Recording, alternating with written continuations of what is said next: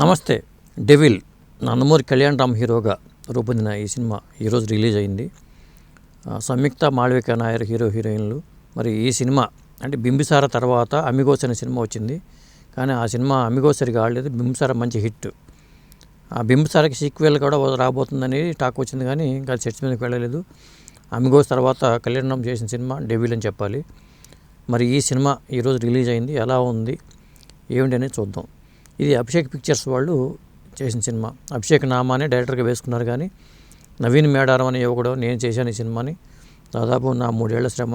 Srikanth visa కథ రాసినా కానీ ఈ సినిమాని సెట్స్ మీద తీసుకెళ్ళటంలో వెళ్ళినా కానీ దీనికి సంబంధించిన లొకేషన్ చూడటం కానీ ఈ సినిమా మొత్తం డైరెక్షన్ అంతా నేనే చేశానని అతను డిమాండ్ చేశాడు.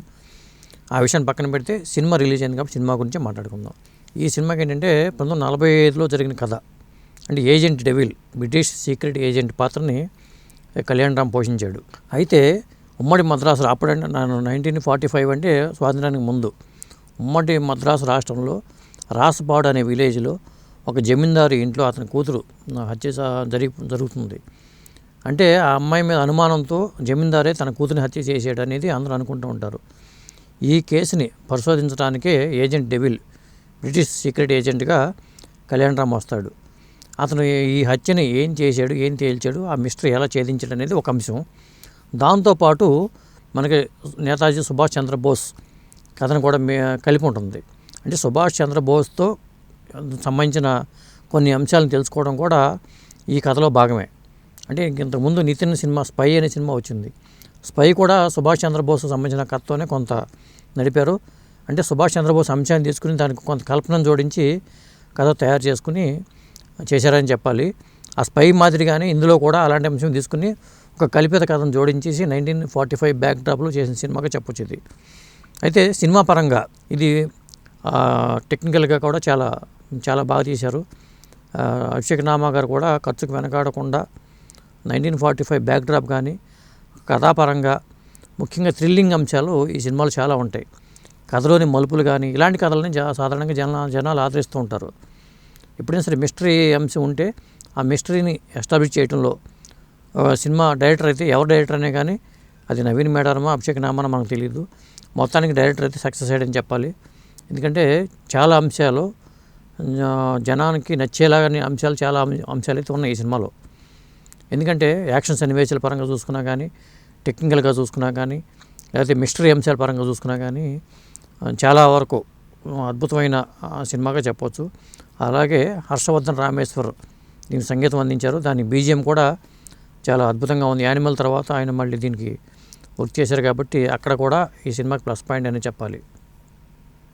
అలాగే కళ్యాణ్ రామ్ నటన పరంగా చూసుకుంటే, ఎందుకంటే మనకి బింబిసార అతనికి మంచి పేరు తెచ్చిపెట్టింది. ముఖ్యంగా డ్యూయల్ రోల్ అది. అమిగోస్లోనే ఇంకా ఎక్కువ పాత్రలతో అలాంటి పాత్ర ఒకే రకమైన వ్యక్తులు కొన్ని చోట్ల ఉంటే వాళ్ళందరినీ ఏకం చేస్తూ వచ్చిన అమిగోస్ సినిమా. అలా ఆ టైప్లోనే ఇది కూడా ఒక కొత్త ప్రయోగం చెప్పాలి. అంటే కథల పరంగా కళ్యాణ్ రామ్ మంచిగా ఎంచుకుంటున్నాడు. అతను ఒక కొత్త కథలని, కొత్తదనం ఉన్న కథలను మాత్రం ఎంచుకుని సినిమాలు చేయడం అనేది ఒక అభినందించాల్సిన అంశము. అలాగే ఈ సినిమాలో అతని నటన కానీ దీన్ని మెచ్చుకోవచ్చు. చాలా కొత్త పాత్రలు, కొత్త మొహాలు కూడా. కథాపరంగా 1945 బ్యాక్ డ్రాప్ కాబట్టి అలాంటి పాత్రలు కూడా ఈ సినిమాలో చాలా ఉన్నాయి.